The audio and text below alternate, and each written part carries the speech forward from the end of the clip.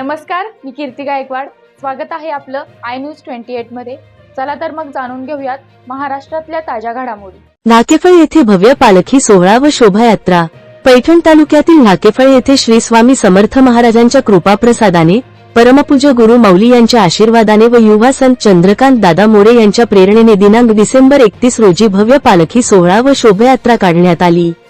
या पालखी सोहळ्यात बन्सीलाल नगर केंद्राचे प्रतिनिधी बाळू जोशी, पैठण तालुका प्रतिनिधी राजाराम खरात, माजी जिल्हा परिषद सदस्य तुषार पाटील शिसोदे, माजी जिल्हा परिषद सदस्य रवींद्र पाटील शिसोदे, राजेंद्र पाटील शिसोदे, शरद शिसोदे, चांगदेव शिंदे, नाकेफळच्या उपसरपंच विजया रवींद्र पाटील शिसोदे, रेखाताई तुषार शिसोदे, हरिभाऊ शिसोदे, संजय मरकड, सुशील पाटील शिसोदे, संभाजी शिंदे यांची उपस्थिती होती.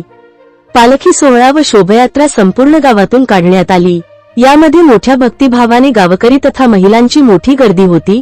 पालखी मिरवणुकीत पालखीच्या पुढे जमिनीवर पायघड्या टाकून पालखी सेवेकरांचा भक्तिभावाने सन्मान करण्यात आला.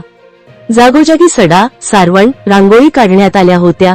महिला पुरुषांनी भक्तिपर गाण्यांवर एकच ठेका धरून फुगड्या खेळण्यात आल्या. संपूर्ण गावात भक्तिमय व आनंदाचे वातावरण दिसून येत होते. याप्रसंगी गावकरीसह आबालवृद्ध व जिल्हा परिषद प्राथमिक शाळेच्या शिक्षिका यांचाही मिरवणुकीत मोठ्या उत्साहात सहभाग दिसून आला. श्री स्वामी समर्थ केंद्र मंदिराचे नवीन बांधकामासाठी तत्कालीन पालकमंत्री तथा विद्यमान खासदार संदीपान पाटील भुमरे यांनी निधी मंजूर करून दिला होता.